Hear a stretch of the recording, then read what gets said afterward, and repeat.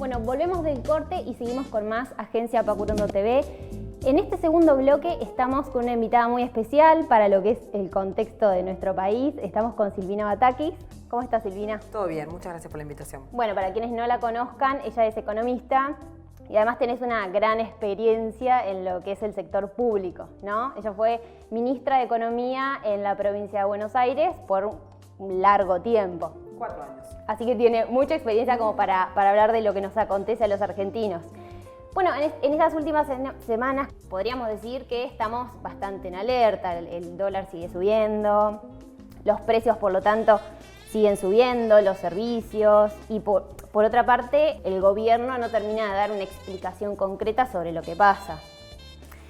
Prendemos la tele, la radio, leemos los diarios y todo está bastante crítico. ¿Esto es así? ¿El país está en crisis? Sí, la verdad que estamos viviendo una crisis y lamentablemente cuando los argentinos empezamos a hablar cada vez con más términos de la economía es porque evidentemente algo nos está pasando y la verdad que los argentinos en general somos muy conocedores de lo que pasa en la economía, pero ahora estamos viviendo un estrés particular que tiene que ver con esta crisis. Y es una crisis que si bien puede llegar a tener particularidades, también tiene similitudes con la crisis del 2001 y con la crisis de fines de los años 80. Y estas similitudes hacen que uno naturalmente compare cuáles fueron aquellas políticas, cuáles fueron las consecuencias, pero también las particularidades, las singularidades de esta crisis lo que nos tienen que poner en alerta es que efectivamente estamos viviendo en un contexto internacional distinto y estamos frente a un gobierno que tomó decisiones de política económica que condujeron a estos resultados. Bueno, teniendo en cuenta estas políticas económicas y teniendo en cuenta también tu experiencia, ¿qué alternativas que no sea el endeudamiento podía abordar el gobierno para salir, digamos, para compensar el gasto público? Sí, en primer lugar, la historia de la economía argentina lo que nos muestra es que todas las crisis más fuertes de nuestra economía fueron siempre por lo que nosotros los economistas decimos el estrangulamiento del sector externo. Esto es falta de dólares. Y la falta de dólares, cuando uno la trata de cubrir con el endeudamiento, simplemente es postergar un problema futuro. Nosotros, como país, lo que necesitamos hacer es generar fuentes de divisas que sean genuinas y esto se hace a través de una política activa en materia productiva y después en materia comercial hacia el exterior, exportar más de lo que importamos. Este gobierno, con 3 medidas que tomó a fines del año 2015, en diciembre del 2015 y principio de enero del año 2016, lo que hizo fue fomentar que nuestra economía se dolarice más, es decir, que lo que nosotros consumimos cada vez tiene mayor cantidad de productos importados, y además estamos importando productos finales. Esto tiene que ver con la desregulación en materia de comercio internacional que hizo. Esto genera que estemos todo el tiempo demandando más divisas porque cada vez que compramos productos son en dólares, pero además de eso también lo que generó es que cierren muchas fábricas en Argentina. Entonces hoy no solamente estamos importando productos, sino que no estamos en condiciones de generar productos para nuestro propio consumo y menos aún para exportar. Otra de las medidas que implementó este gobierno fue permitir que a los que todavía están exportando no liquiden las divisas.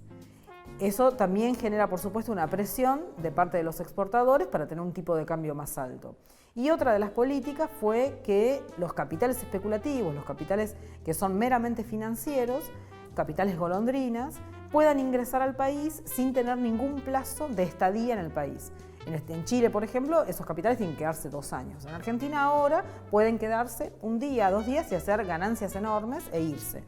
Nosotros en el gobierno anterior vimos que era posible tener un país con crecimiento, con desarrollo y que no solamente no involucraba endeudarse, sino que todo lo contrario, logramos el desendeudamiento en el país. Argentina logró tener una tasa de desendeudamiento de las mejores que había en el mundo. Esto es aproximadamente 35% respecto de todo lo que producimos los argentinos en un año. Y hoy, lamentablemente, ese endeudamiento hace que Argentina esté ya en una zona de riesgo. Por eso, todos los cimbronazos que estamos viviendo, que en principio son consecuencias de esas decisiones de política que se tomaron en diciembre, pero también porque efectivamente estamos llegando a ese umbral en donde el 80% ya los que prestaron dinero a Argentina lo quieren tener de regreso y no saben si lo van a poder tener. ¿Y por qué la implementación de este tipo de políticas que en la práctica, por lo que estamos viendo, no tienen que ver con un favorecimiento de... Era bajar los sueldos de todos los argentinos y hacer una transferencia de recursos. Cuando uno escucha a un Macri candidato decir que los salarios son un costo, efectivamente es porque tenían como objetivo bajar los salarios, y esto es un objetivo que ellos han logrado. O sea, en ese sentido han tenido un programa de éxito. Y el otro objetivo claramente también era achicar el Estado. Cuando uno achica el Estado, lo que tiene es menos regulaciones en la economía, que le permite a los capitales concentrados hacer más negocios sin tener ataduras, sin tener regulaciones. Este también es el segundo objetivo, y lo están haciendo a través de lo que se decía por ahí en el primer bloque, ¿no? Achicar también con personal que el Estado capacitó mucho y ahora lo despide, porque para ese capital concentrado que quiere hacer negocios es mucho mejor que no haya personas que los estén controlando. ¿Cómo definirías los últimos acuerdos con el FMI? Y catastróficos para Argentina, ¿no? El Fondo Monetario Internacional da cuenta de que todos los programas en el mundo fueron de mayor pobreza. Es muy simple mirar qué es lo que está pasando en Grecia, una vez que fueron finalizados todos los acuerdos que se impusieron en Grecia, en donde hoy es un pueblo más empobrecido, un pueblo que debe más, un pueblo que hace transferencia de riqueza hacia otras partes, un pueblo que tiene las tasas de suicidio de las más altas que ha tenido en su historia, ¿no? Y en Argentina la experiencia con el Fondo Monetario tampoco fue buena. Así que en ese sentido yo creo que las consecuencias van a ser similares. Claro, siempre son las mismas. Siempre son las mismas. Cuando uno mira el acuerdo que se firmó el 20 de junio, parece que fue hace 2 años, pero no, sí, fue apenas el 20 de junio, lo que puede observar son muchas medidas de ajuste, pero en ningún momento dice cómo va a ser Argentina para crecer, menos aún para hablar de desarrollo o desarrollo productivo, ¿no? Cómo hacemos para engrandecer nuestra estructura productiva, para darle densidad, son términos que ni figuran en el acuerdo. Bueno, en estos últimos días el gobierno se reunió nuevamente con el FMI porque la idea, el objetivo era pedir nuevamente un préstamo para poder subsidiar. ¿Cuántas reservas le quedan al gobierno y esto cómo se mide en tiempo concreto? Bueno, el Banco Central tiene reservas, sí, que son superiores a los 50.000 millones de dólares, pero son reservas alquiladas por lo que decíamos antes, ¿no? Es deuda que ingresa, por supuesto, a las arcas del Banco Central, pero es dinero que nosotros debemos, y lo debemos en dólares. Antes Argentina no solamente tenía una deuda baja respecto del Producto Bruto, sino que además mucho estaba en pesos. Hoy tenemos mucha deuda dolarizada y que no sabemos a dónde fueron todos esos dólares que ingresaron a la economía argentina. Así que la verdad que estamos en un problema muy serio, presente y futuro, ¿sí? El Fondo Monetario, bueno, ha tenido estas conversaciones con el ministro de Hacienda, una autoridad monetaria, ¿no? El presidente del Banco Central, que ni siquiera va a Estados Unidos a tener reuniones para ver cómo va a ser la política monetaria del país. Y esto también lo que muestra es la falta de coordinación entre todos los miembros del gabinete, porque tenemos un presidente que no sabe hilvanar los objetivos de un ministerio con otro, ¿sí? Cree que cada ministerio es una unidad de negocios distinta y cuando se le proponen distintos objetivos le dirá que sí, pero no entiende que un gabinete hay que coordinarlo. Hablando de préstamos, el gobierno, por otro lado, una de las medidas que tomó fue el sistema de LEVAC. Eso, en un contexto donde el dólar sigue subiendo, ¿qué consecuencias tiene? ¿Cómo sigue ese proceso? Bueno, las LEVAC es un instrumento que se había creado hace muchos años, antes que este gobierno, como un instrumento que complementase las medidas para combatir la inflación. Y este gobierno lo que hizo fue hacer que estuviesen en el lenguaje de todos, lo que decíamos por ahí al principio. Antes no las conocíamos y de golpe todos empezamos a conocer qué eran estas LEVAC. Y desde esas LEVAC, con los vencimientos tan grandes, tan voluminosos, empezamos a descubrir los martes negros de la economía argentina. Y en realidad ahora, con el contrato con el Fondo Monetario Internacional, lo que se sugiere, lo que se propone, es ir desarmando esas LEVAC, que eran una bomba de tiempo en pesos a 35 días. Ahora esa bomba de tiempo pasó a ser una bomba de tiempo un poquitito más larga, a 1 año, pero en dólares. Pero la primera bomba de tiempo vence ya en poquitito tiempo y son 6.700 millones de dólares. Y por eso la desesperación del ministro Duhovne de conseguir este nuevo acuerdo con el Fondo Monetario Internacional, porque no se sabe qué va a pasar con esos 6.700 millones de dólares. Hay mucha desesperación, preocupación. Creo que las caras del ministro allá en Washington dando alguna conferencia dan cuenta de que efectivamente las cosas no están yendo bien.